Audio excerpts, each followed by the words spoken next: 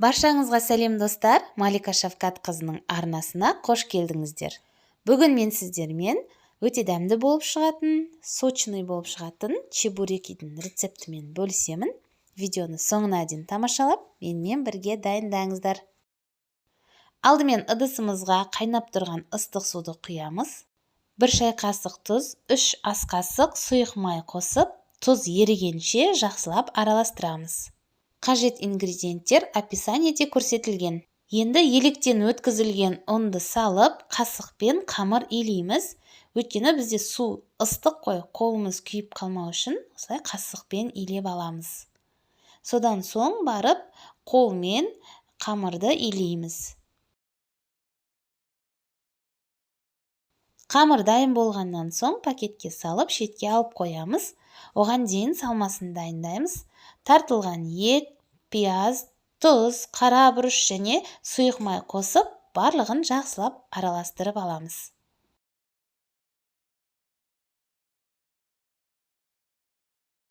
Қамырды пакеттен шығарып, осылай ортасын тесіп, ұзынша етіп жасап аламыз да, кішкентай бөліктерге бөлеміз.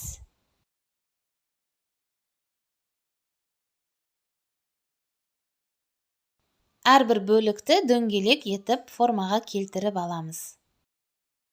Қамырдың бетін пакетпен жауып қоюды ұмытпаңыздар.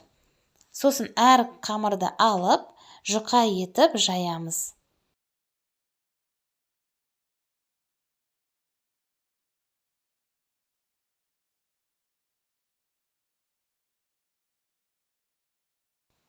Салмасын салып шығамыз, жайып аламыз салмасын.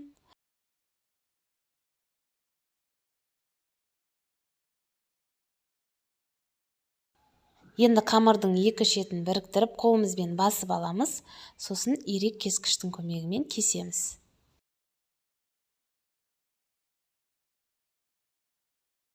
Ыдысымызға қажетті мөлшерде май құйып, қыздырып аламыз, сосын орта отта чебурекилерді пісіреміз. Пісіріп жатқан кезде бетіне ыстық майды осылай шашып отырып пісіреміз. Сол кезде томпақ-томпақ болып шығады.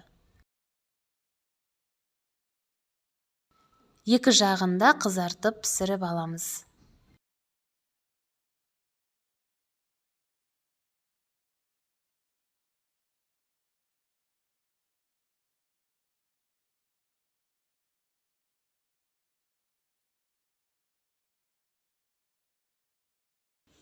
Міне дайын болды. Ыстық қайнаған суға илегендіктен осылай қытырлақ, пузырчатый болып шығады және өте дәмді болады. Міндетті түрде осы рецептпен дайындап көруге сіздерге кеңес беремін. Баршаңызға ас болсын.